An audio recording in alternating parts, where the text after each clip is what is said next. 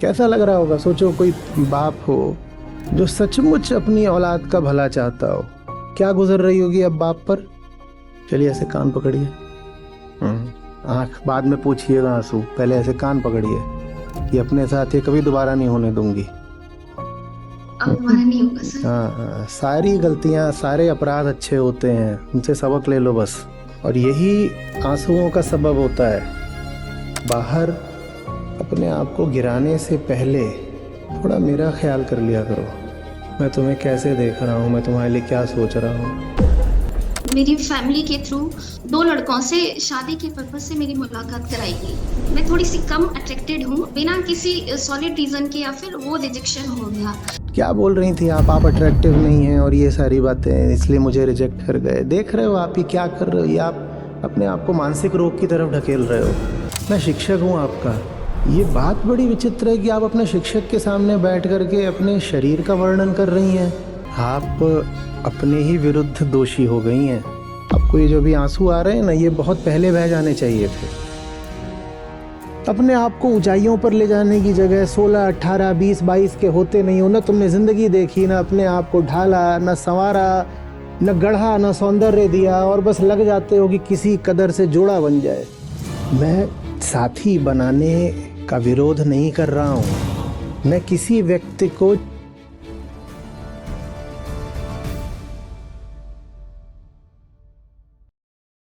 Sir मेरी आवाज आ रही है क्या? आप नहीं आ रही लेकिन। नमस्कार सर। हम्म। सर बहुत बहुत धन्यवाद है, बहुत बहुत आभार है सर आपका कि ये जो चीजें हम रहस्यमयी और दैवीय जानते थे, आपने उनको मानवीय बना दिया। और सर उनको शब्दों में थोड़ा सा हेरफेर हो सकता है क्योंकि आपके सामने बोल रहे हैं, तो थोड़ा सा अंदर से थोड़ी सी नर्वसनेस है। सर मेरा नाम दीक्षा है और हम गीता सत्रों से करीब 1.5 साल से जुड़े हुए हैं। और सर मेरा अभी हाल में ही मेरी फैमिली के थ्रू करीब दो दो लड़कों से 4-5 महीने के गैप में शादी के पर्पज से मेरी मुलाकात कराई गई। तो सर वो लड़के रेलवे के किसी पोस्ट पे थे, रेलवे विभाग में किसी पद पे थे। हालांकि मैं भी कार्यरत हूँ, प्राथमिक स्तर में मैं एक सरकारी शिक्षिका हूँ। और सर मैं थोड़ी सी कम अट्रैक्टेड हूँ, तो शादी के तौर में चीजें यही ऑलमोस्ट देखी जाती हैं। तो उनकी तरफ से करीब बिना किसी सॉलिड रीजन के, या फिर वो रिजेक्शन हो गया। आप घर वालों का सर ये मानना है कि वो नहीं तो कोई और हमें सर ये लगता है कि हम कोई ऑब्जेक्ट तो है नहीं कि बार बार हमारी प्रदर्शनी लगाई जाए। और सर जो मेरी बातचीत उन लड़कों से हुई थी, तो उसमें सर उनको डेफिनेटली लगा होगा कि मैं किसी भी स्तर पर उन पे डिपेंडेंट, या किसी भी तल पे, चाहे मानसिक तल पे या किसी भी तल पे, मैं उन पे निर्भर नहीं रह सकती। तो ये चीजें भी शायद कुछ रही होंगी।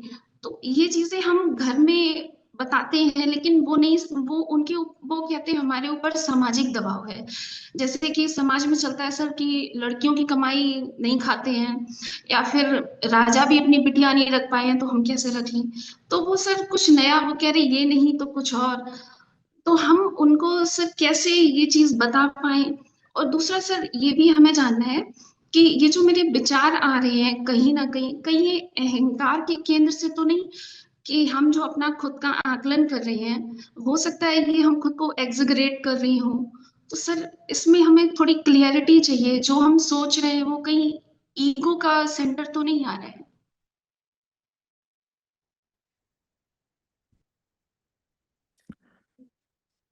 आपकी गलती ये नहीं है कि आप आगे अपनी नुमाइश नहीं लगाना चाहती। आपको तो पहले कान पकड़ के उठक बैठक करके खुद से माफी मांगनी चाहिए कि आपने 2 बार भी अपनी प्रदर्शनी क्यों लगाई। आप अपने ही विरुद्ध दोषी हो गई हैं। समाज, परिवार, संस्कार, इनके सामने निर्दोष बने रहने के लिए व्यक्ति स्वयं के प्रति ही बड़े से बड़ा दोषी अपराधी हो जाता है। अपनी गरिमा को बेच करके किसी की स्वीकृति मिल गई, हाँ बोल गई, एक एक्सेप्टेंस मिल गई, अनुमोदन मिल गया, तो ये तो बड़े घाटे का सौदा हो गया ना। जो आके आपको 15 मिनट या 2-4 दिन या हफ्ता भर देख लेगा, उसने आपको क्या देख लिया? उसने शरीर ही तो देख लिया आपका। ये आपके दिल में झांक के गया है। उसने आपको क्या बना दिया? मांस बना दिया। और उसने बनाया तो बनाया, लानत की बात यह है कि आपने बनना मंजूर किया। आपको ये जो भी आंसू आ रहे हैं ना, ये बहुत पहले बह जाने चाहिए थे। ठीक है, जानता हूं सामाजिक एक परिप्रेक्ष्य है, संदर्भ है, इतिहास है, स्त्री को कई तरीकों से कमजोर बनाया गया है, पर इतनी भी वो नहीं कमजोर है कि मेले के और मंडी के जानवर की तरह उसे अपनी नुमाइश लगानी पड़े कि आओ मुझे देखो, और कौन मुझे अपने अब घर बांधेगा बताओ।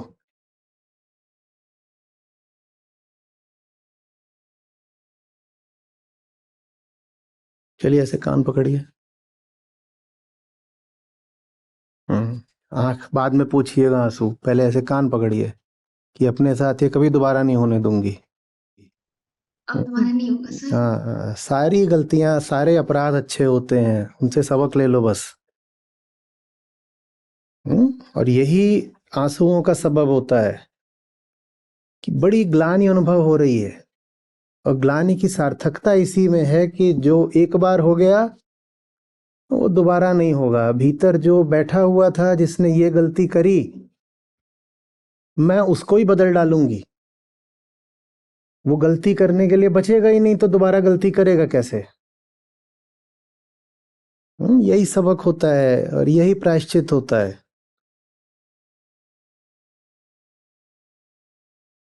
क्या बोल रही थी आप अट्रैक्टिव नहीं हैं और ये सारी बातें, इसलिए मुझे रिजेक्ट कर गए। देख रहे हो आप ये क्या कर रहे हो? ये आप अपने आप को मानसिक रोग की तरफ ढकेल रहे हो। दुनिया भर की महिलाएं न्यूरोसिस की शिकार हैं। मानसिक रूप से स्वस्थ स्त्री खोजना मुश्किल है, और ये सिर्फ मनुष्य प्रजाति में हुआ है।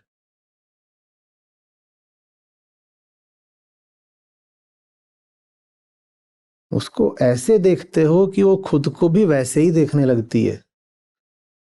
नहीं तो कौन हूं मैं शिक्षक हूं आपका। ये बात बड़ी विचित्र है कि आप अपने शिक्षक के सामने बैठ करके अपने शरीर का वर्णन कर रही हैं। ऐसा कोई करता है?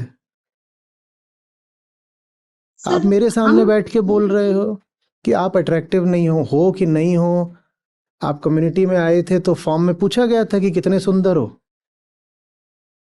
पूछा था। और जो ज्यादा सुंदर होते हैं उनसे डोनेशन कुछ कम लेते हैं क्या?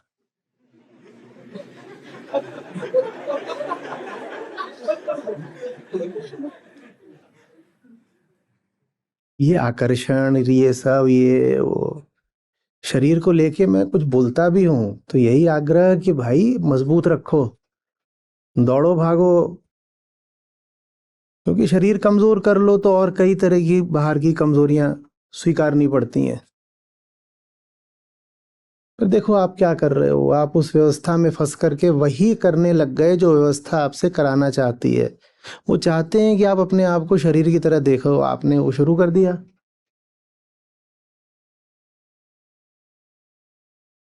ये गुनाह है। हम्म गीता मना करती है और श्री कृष्ण खुश नहीं होंगे इस बात से।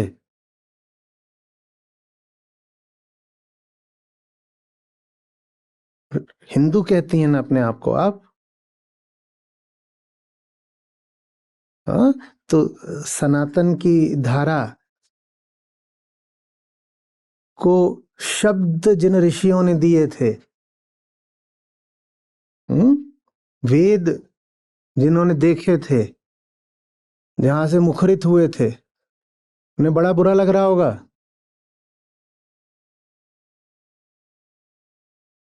उन्होंने अपनी बेटियों को शरीर और जिस्म और मांस की तरह नहीं देखा है। वही सच्चे पिता हैं हमारे।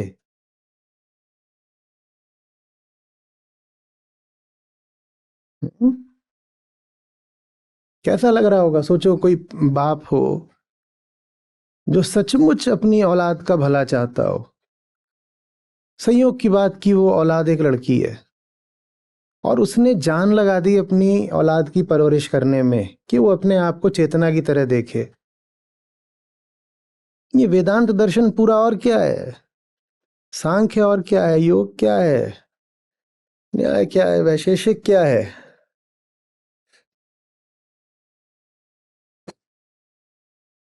बुद्ध और महावीर भी उस धारा से कोई अलग हैं क्या? उनका आशय क्या है, उनकी नीयत क्या है?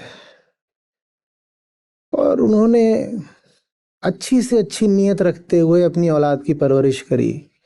वो चाह रहे थे कि औलाद पढ़े लिखे ऊंची से ऊंची बने। उन्होंने खुद किताबें लिख करके दी अपनी औलाद के लिए। तुम उस बाप की सोचो जिसने अपनी औलाद के लिए खुद किताबें लिखी ताकि वो कभी बहक ना जाए। वो औलाद जब अब बड़ी हो गई है, युवा हो गई है, तो वो अपने आप को बोल रही है कि मैं तो शरीर हूं और मैं कम अट्रैक्टिव हूं। क्या गुजर रही होगी अब बाप पर?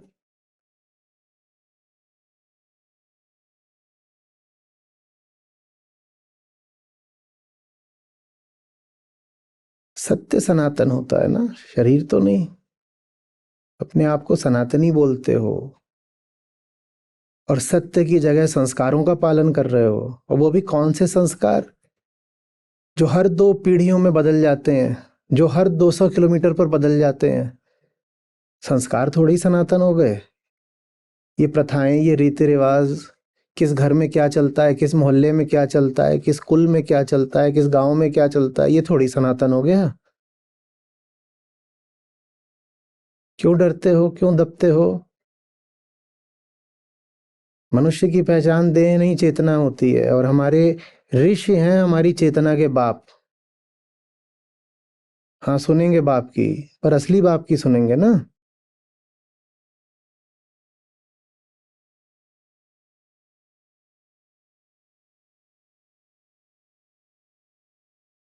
सोचो ऐसे बाप के सामने बेटी आए और बता करके आए कि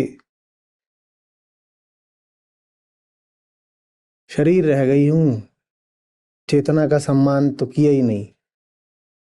सोचो।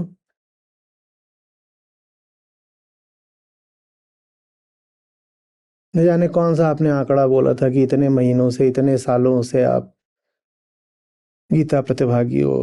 आप छात्रा हो मेरी। मेरी छात्रा मेरे आके आके बोलेगी कि कोई इधर उधर का अंडू पंडू आकर के उसको शरीर की तरह देख कर चला गया, मुझे कैसा लगेगा?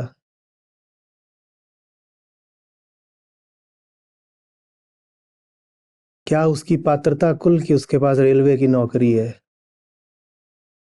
क्या ऐसे गई थी उसके पास, चाय समोसा लेके गई थी? क्या किया था? घर वालों ने बोला था जाओ दोनों अब छत पे बात कर लो? क्या हुआ था? ये सब करके फिर आप गीता को क्या मुंह दिखाओगे? हम्म?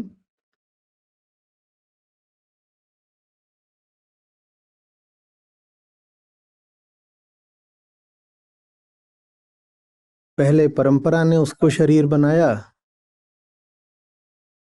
और अब वो परंपरा से विद्रोह करके खुद ही शरीर बनी जा रही है।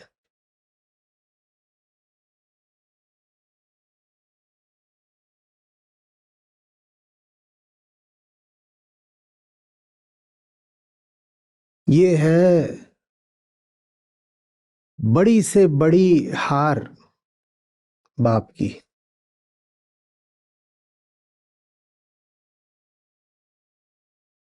कहीं ये चल रहा है कि कोई तुम्हें देखने आएगा, चलो अपने आप को दिखाओ।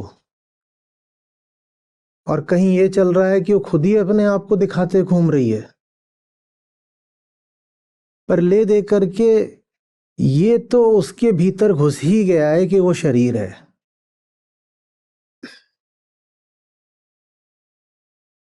गांव की है, कस्बे की है, तो कोई देखने आएगा।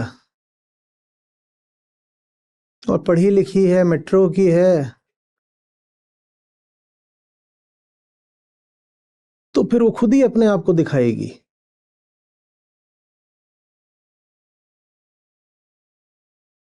आप यहाँ आते हो, मेरे सामने बैठते हो, कोई ऋषिकेश आया था, आप सवाल पूछते हो, मैं आपका एक चेहरा देखता हूँ, चेतना से प्रदीप्त। मैं आपका एक व्यक्तित्व देखता हूँ, जिसमें सच के लिए कुछ लगन है, जिस पर ज्ञान का कुछ प्रकाश है। और फिर आप मेरे सामने से हटते हो, अपने घरों में जाते हो, और क्या बन जाते हो? तो मेरे साथ भी धोखा ही कर रहे हो ना। मुझे जो अपना आप चेहरा दिखा रहे हो, आप इससे बिल्कुल कुछ नीचे गिर के कुछ और ही बन जाते हो दुनिया वालों के सामने।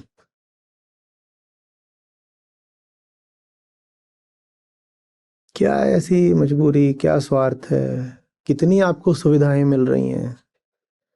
जिंदगी ऐसी आपको कौन सी बड़ी बड़ी चीजें दे रही है कि आपसे छोड़ी नहीं जा रही हैं सुविधाएं? पढ़े लिखे हो, पढ़ाते हो, शिक्षिका हो, युवा हो, बहुत कुछ आपके पक्ष में है।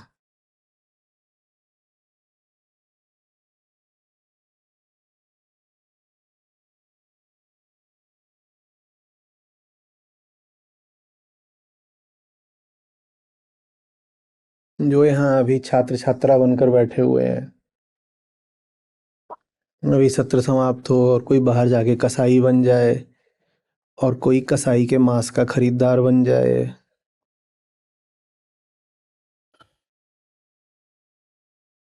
तुम इसलिए आते हो मेरे सामने?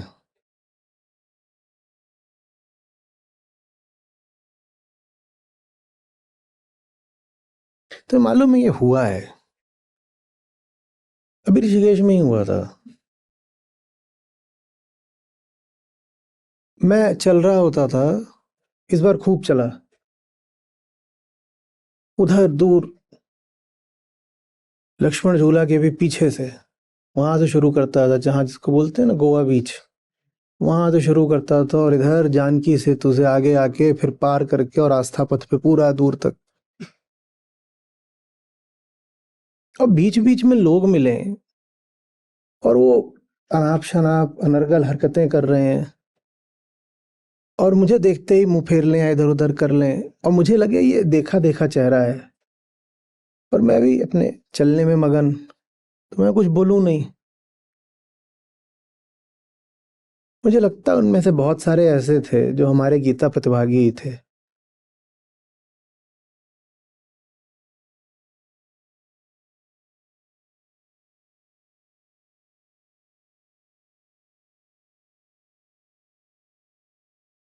एक तो खास तौर पर याद है, उधर पुल के पास वो बैठा हुआ था, वहां नीचे वो बैठा हुआ था अपना एक डब्बा लेकर के, जाने वो, संभावना यही है कि ज्योतिष जैसी वो कोई चीज थी।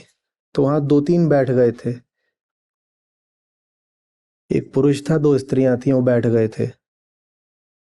और मैं इधर से आ रहा हूं, तो मुझे देखते ही उन्होंने पहले तो मेरी ओर देखा, और फिर तुरंत मुंह फेर लिया और सर नीचे झुका लिया। मैं भी क्यों वहां पर कुछ अशिष्टता करूं, क्यों कुछ कहूं पूछूं, मैं भी तेजी से आगे बढ़ गया। पर आप लोग यही करते हो ना, सत्र में बैठते हो, उसके बाद इधर उधर जा करके कहीं भी मुंह मारते हो ना।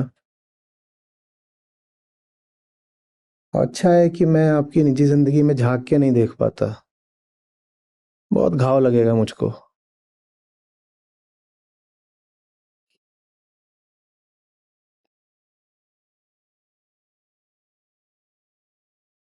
कैसे तैयार हुए थे? बहनों ने, भाभियों ने, आंटियों ने, मौसियों ने आके बोला ना, अब इसमें ज्यादा तू चटक लगेगी, चलिए पहन ले।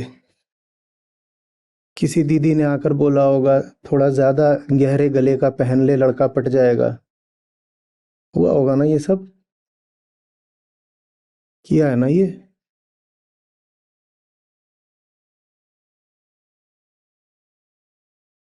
किसी ने सिखाया होगा कि जब जाना तो थोड़ा शर्माना, किसी ने स्क्रिप्ट रटाई होगी, तो तजुर्बेकार भाभियां होती हैं, ऐसे बोलना वैसे बोलना, इस बार वाला लड़का अच्छा है, रेलवे का अफसर है, देख हाथ से मत जाने देना। और यहाँ मैं तुम्हारे लिए गीता परीक्षा बना रहा हूँ, मैं तुम्हें कैसे देख रहा हूँ, मैं तुम्हारे लिए क्या सोच रहा हूँ, और तुम यहाँ से निकल करके कहाँ जा करके लौट जाते हो।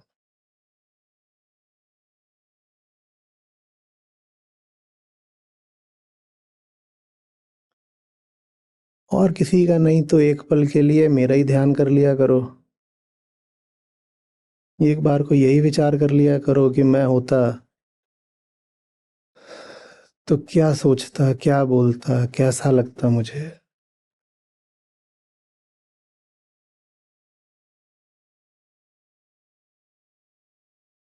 जो नए आए हैं उनसे कुछ नहीं कह रहा, जिनके 2 ही 4 महीने हुए हैं, पर जिनके सालों बीत रहे हैं उनसे कुछ तो, मेरा भी रिश्ता है ना, थोड़ा तो मेरा भी कुछ हक है।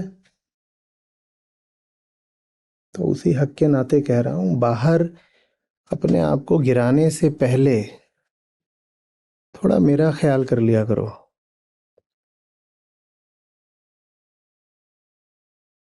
कोई और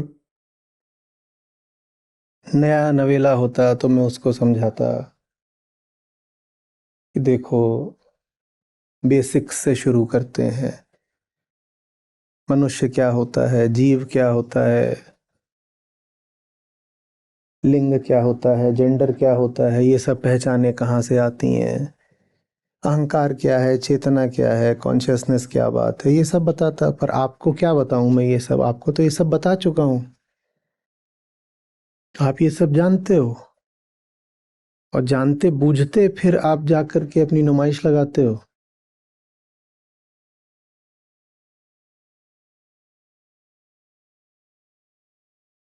मुझे शरीर से कोई समस्या नहीं है, आप किसी पुरुष के सामने अपना शरीर प्रदर्शित करें या कोई पुरुष स्त्री के सामने, मुझे उसमें भी क्या समस्या है, ये सब तो कर्म है।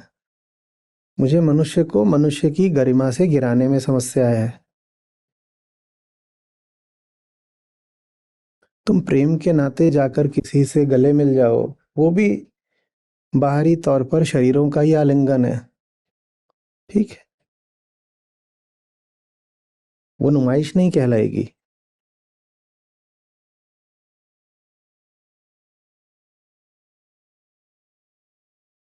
छोटे बच्चे को भी आप प्रेम में उठा लेते हो, और युवा पुरुष स्त्री भी प्रेम में शारीरिक तौर पर मिल सकते हैं। पर ये सब जो आप अभी बता रहे हो, इसमें तो प्रेम कहीं नहीं है। जब प्रेम नहीं है तो शरीर कहाँ से आ गया, मैं पूछ रहा हूँ। प्रेम और शरीर का रिश्ता समझते हो क्या होता है, समझो बात को।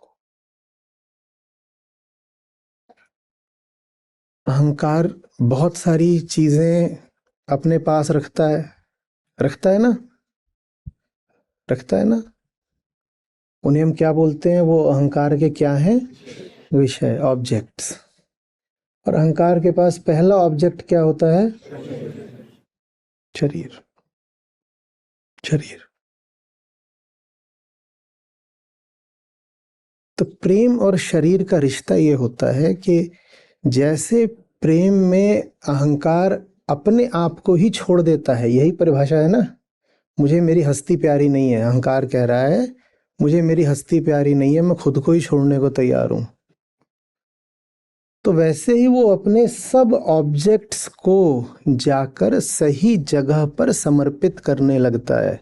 सही जगह कौन सी, जो उसको मदद देगी घटने में। ये मेरे पास कलम है, ये कलम मैं उसको दूंगा, ये ऑब्जेक्ट है मेरा, ये मेरा विषय है। मैं अहंकार हूं, ये मेरा विषय है। ये कलम मैं उसको दूंगा जो सचमुच मेरा भला कर पाए, और मेरी भलाई किसमें है? घटने में। ये कलम मैं उसको दूंगा जो घटने में मेरी मदद करे। ठीक इसी तरीके से मेरा पहला ऑब्जेक्ट क्या है? ये शरीर भी उसको दूंगी जो घटने में मेरी मदद करे। और अगर वो घटने में मेरी मदद नहीं कर रहा है तो ये शरीर का व्यापार है, ये जिस्म फरोशी है, ये लेन देन है ना। फिर ये प्रेम तो नहीं है।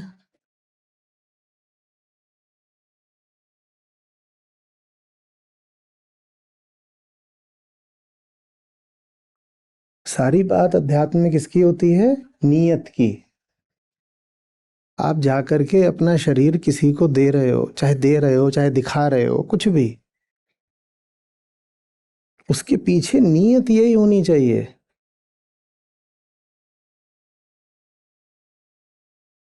क्या इससे मैं और उठूंगा कि गिरूंगा?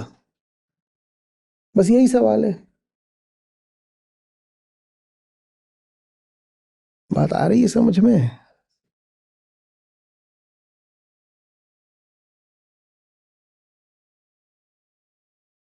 ऐसे ही किसी राह चलते को शरीर नहीं दिखा देते कि उससे मुझे थोड़ा अटेंशन मिल जाएगा, थोड़ा वो मेरी ओर ऐसे मुड़ के देख लेगा और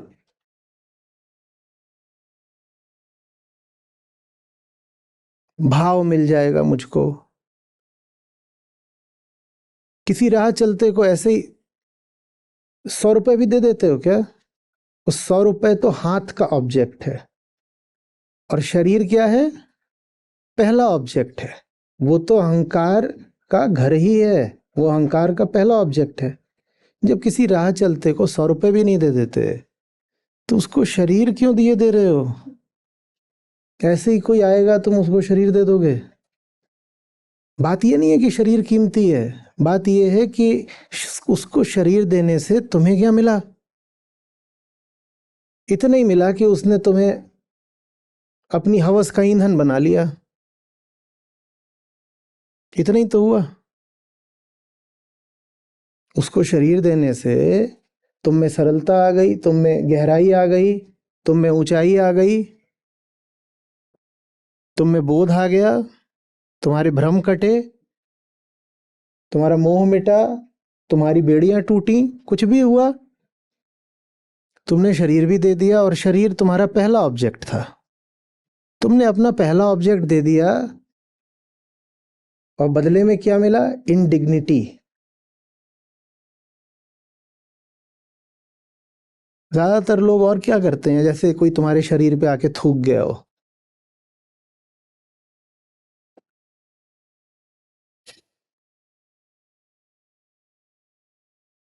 और तुम उस थूकने को बर्दाश्त कर रहे हो, एक के बाद एक इंडिग्निटी सहते हुए भी बार बार जाकर बिछ भी जाते हो।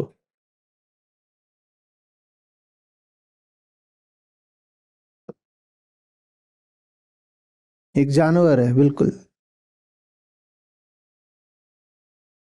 हवसी जानवर।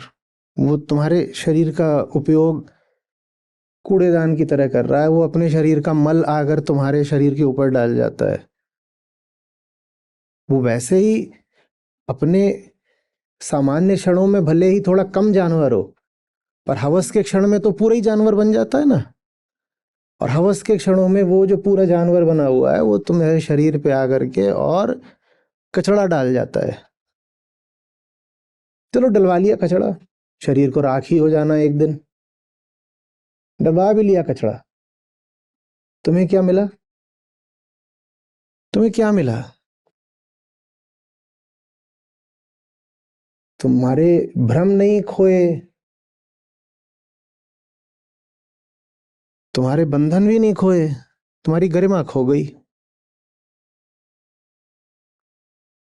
और अब अगली बार तुम और ज्यादा अपने आप को शरीर जैसा ही अनुभव करोगे, और धीरे धीरे धीरे ये तुम्हारी पहचान बन जाएगी। दुनिया भर की स्त्रियों की यही पहचान बन गई है, मैं तो शरीर हूं। क्या है, इतनी काम वासना होती है क्या कि किसी जानवर को भी बुला करके शुरू हो जाओगे? दिख रहा है कि व्यक्ति अयोग्य है, कोई उसमें गहराई ऊंचाई नहीं, कुछ नहीं, और तुम अपने आप को अर्पित कर देते हो, बिछ जाते हो।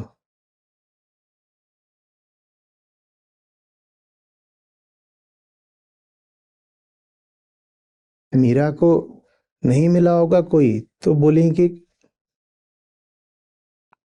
कृष्ण पर्याप्त है, भले ही शरीर रूप में उपस्थित नहीं है तब भी पर्याप्त है। कोई नहीं मिल रहा तो जाके सिर मोर मुकुट मेरो पति सोई।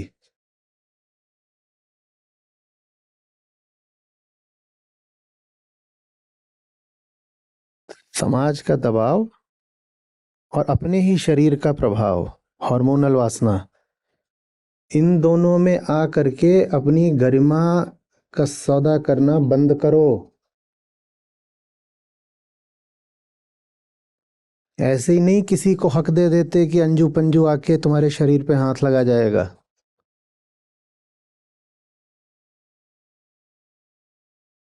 ज्ञानियों ने इसको मंदिर बोला है। किसको? शरीर को ही। घट घट में राम बसत हैं। कोई भी आता है ऐसे ही जानवर थूक के चला जाता है।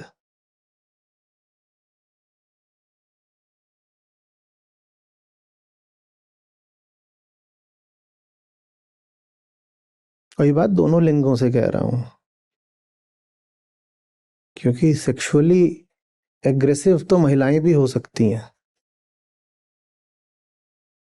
वो पुरुषों का शिकार वो भी करती हैं।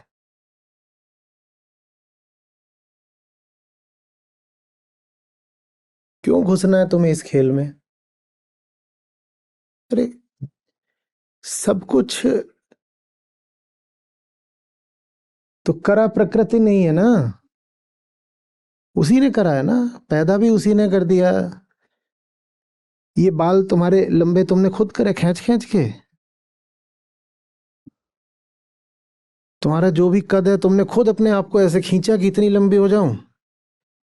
तुम्हारा खाना तुम कुछ कर रही हो भीतर, केमिकल वेमिकल डाल के पचा रही हो?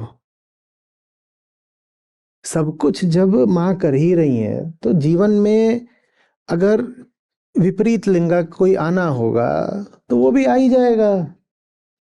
50% आबादी तो दूसरे ही लिंग की है भाई। काहे के लिए इतना व्याकुल, इतना डेस्परेट हो रहे हो? और आएगा तो आएगा, नहीं आएगा तो नहीं आएगा। Either way I am okay and complete. पूर्णमदः पूर्णमिदम, दिस और दैट, आई एम ओके।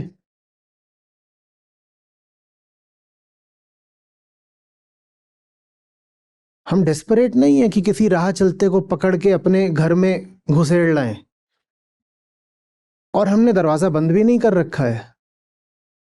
कोई होगा सुयोग्य तो आ जाए, स्वागत है।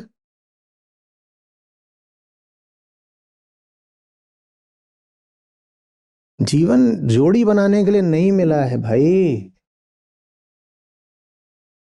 तुम पगलाए रहते हो कि अरे जोड़ी नहीं बनी तो क्या होगा, और अब तो छठी क्लास से तुम पागल हो जाते हो। हाँ, मेंटल हेल्थ केसेस आ रहे हैं। छठी का लड़का है वो, उसका अभी था कि वो बोल रहा है Sunny took away my girl. हाँ, वो बोल रही है शी स्टोल माय बॉय।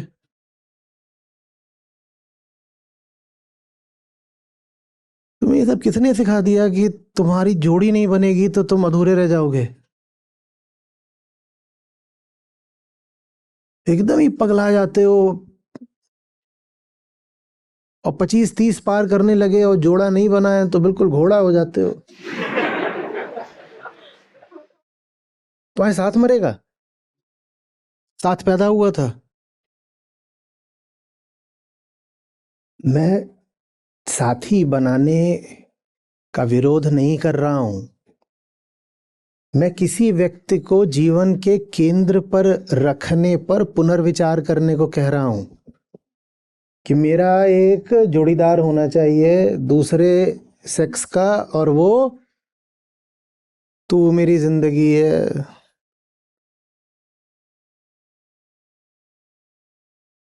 ये कॉन्सेप्ट कहां से आ गया तुम्हारे भीतर? फिल्में, गंदी फिल्में।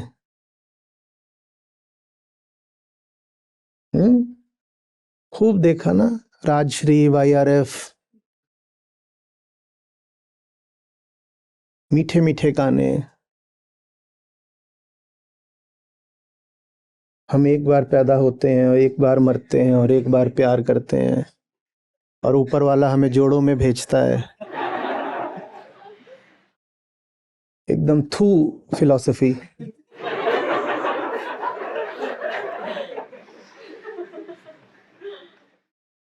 और उस फिलॉसफी के तुम कदरदान हो गए, ग्राहक हो गए, बंधक हो गए।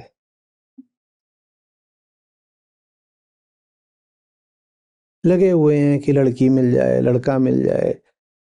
अच्छा, तुमने क्या क्या खेलना सीखा ये बताओ। दुनिया में इतने स्पोर्ट्स हैं, और जो खेलते हैं उनसे पूछना कि जब वो खेल रहे हैं और मैच के बीचों बीच हों, उस वक्त कोई आ करके उनके सामने नग्न खड़ा हो जाए और कहे आओ मैं मौजूद हूं, प्रस्तुत हूं, अभी सेक्स करते हैं, वो अपना गेम नहीं छोड़ेंगे। पर तुमने कभी कोई स्पोर्ट्स भी ठीक से नहीं खेला।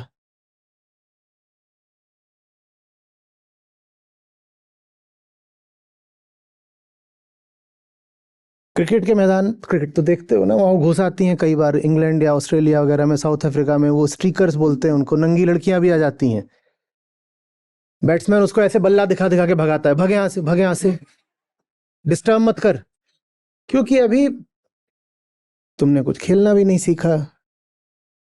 इसी तरीके से जिन्होंने पढ़ने में कभी जी लगाया हो, उनसे पूछो कि वहां भी जो आनंद होता है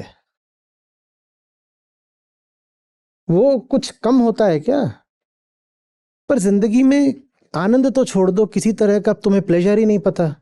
तो तुम्हें एक ही प्लेजर होता है, वही जो घटिया जो टीवी सॉप्स वगैरह में आ जाता है कि देवरानी जेठानी, लोग लुगाई, जो हाइयर प्लेजर्स होते हैं लाइफ के, वो तुम्हें पता ही नहीं है। तो तुम इन लोअर प्लेजर्स में ही जानवरों की तरह लौटने को डेस्परेट रहते हो।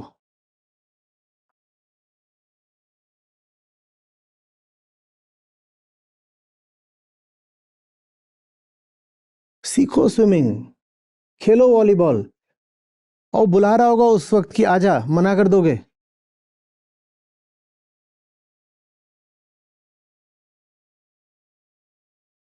जिंदगी को कोई ऊंचा मकसद तो दो। मैंने तो अभी बस खेलने और पढ़ने की बात करी। खेलने पढ़ने से ऊंचे और बहुत ज्यादा मकसद होते हैं, बहुत ऊंचे। वो मकसद अपने आप को देख कर देखो कि ये सेक्सुअल डिस्परेशन बचता है कि नहीं, सेक्सुअल, सोशल, जो भी बोलो, देकर देखो कि ये सब बचता है कि नहीं बचता है। अच्छा, मैं ये नहीं कह रहा कि उससे तुम्हारी जो फिजिकल अर्जेस हैं वो मिट जाएंगी ना, पर अब तुम किसी गटर के इंसान को स्वीकार नहीं कर पाओगे, क्योंकि तुम खुद ऊंचाई पर पहुंच गए हो।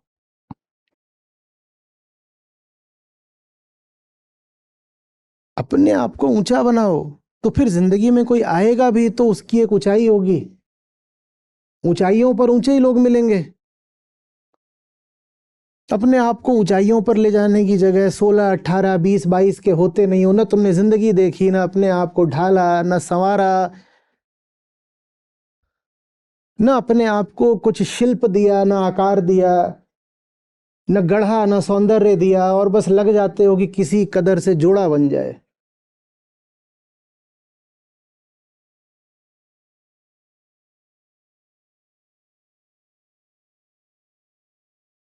मैं बाहर निकलता हूं, बहुत बार होता है,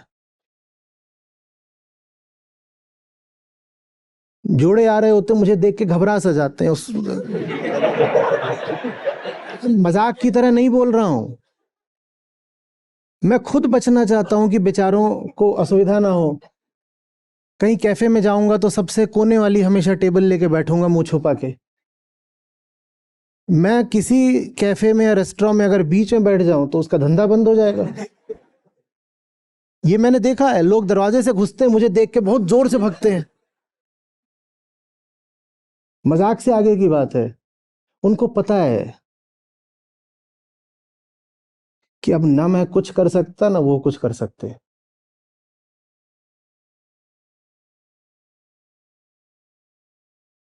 तुम अपने आप को न सुलझने वाली गांठों में बांध लेते हो। और मैं सांत्वना दे नहीं सकता कि रुक जाओ अभी तुम्हारा उपचार हो जाएगा। तुम अपने आप को ऐसी जगहों पे डाल लेते हो जो पॉइंट ऑफ नो रिटर्न है, विशेषकर महिलाएं। मैं क्या करूं?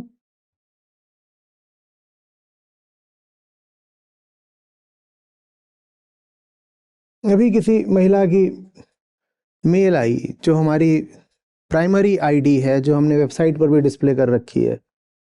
उसमें उसने बताया कि उसके साथ क्या क्या हो रहा है। फिर उसने लिखा कि मुझे पता भी नहीं चला मेरे पति ने मुझे इम्प्रेग्नेट कब कर दिया। और मैं जानती थी कि ये नाकाबिल आदमी है और मैं कुछ ख्याल कर रही थी, और अब मैं देख रही हूँ कि मैं 2 मंथ्स प्रेग्नेंट हूँ। और अब मैं और बात कर रही हूँ इससे और इसके घर वालों से, तो बहुत सारी बातें खुल रही हैं। और मैंने लव मैरिज करी थी, घर से भाग कर करी थी। मेरे घर वाले अब मुझसे बात नहीं करते हैं, और यहाँ मैं आ गई हूँ तो मुझे दिखाई दे रहा है कि मैं किस आदमी के साथ और किस घर में फंस गई हूँ। तो उसका मेल आया संस्था के पास। संस्था ने उसको रिप्लाई दिया। मालूम है हमें क्या रिप्लाई आता है? This mail box does not exist. जानते हो इससे प्रोबेबिलिटी क्या पता चलती है? अब निश्चित रूप से हम नहीं जान सकते, पर संभावना जानते हो क्या है? इस महिला का मेल आईडी भी उस पुरुष के पास था, और वो रेगुलरली इसका मेल, जब उसने देखा कि ये मेल इधर आई है, मेल आईडी उड़ा दिया। और वो महिला यही सोचती रहेगी कि संस्था की ओर से तो कभी जवाब ही नहीं आया।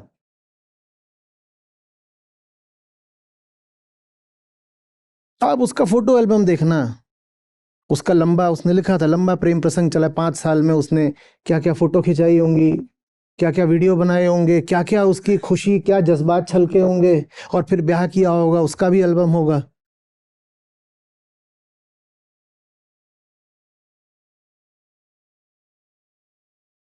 क्या खुशियां हैं।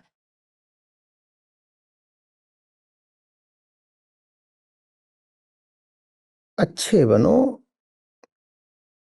और अच्छा हाथ पकड़ो, और तुम्हारी नीयत अच्छे हाथ की नहीं, अच्छा बनने की होनी चाहिए। अच्छे बनो, ऊंचे बनो। उसके बाद मालिक की मर्जी होगी, किसी का हाथ आ गया, नहीं आया तो हम खुद ही अब क्या हो गए, हम खुद ही अच्छे हो गए, हम खुद ही ऊंचे हो गए।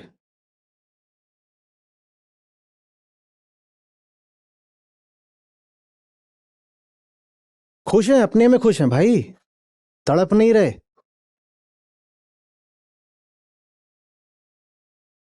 और जब तक तुम्हें पता है कि तुम किसी लायक नहीं हो, किसी काबिल नहीं हो, तुम में 100 तरह के दोष और कमजोरियां पाले सब बैठे हो, तब तक ये जोड़ेबाजी में भूल कर भी मत पड़ना। पढ़ाई पर ध्यान दो, खुद को बनाओ, जिंदगी को बनाओ, ताकत बढ़ाओ, ज्ञान बढ़ाओ, कौशल सीखो, दुनिया देखो। अंडे देने मत लग जाओ जल्दी से कि घोंसला अब बना लिया।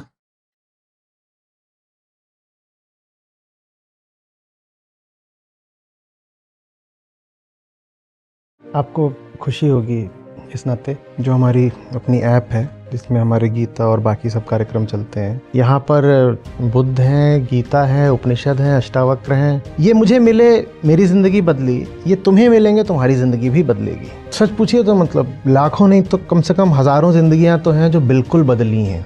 2 लाख से अधिक गीता प्रतिभागियों के साथ जुड़े आचार्य प्रशांत ऐप पर। पहला महीना बिल्कुल फ्री, गीता मिशन का पूरा एक्सेस। ऐप पर आपको मिलेंगे नियमित लाइव सत्र, हर दिन आचार्य प्रशांत के विशेष संवाद, गीता कम्युनिटी का एक्सेस, गीता परीक्षा, चयनित समाचार, ऑडियो बुक्स, कोट्स और भी बहुत कुछ।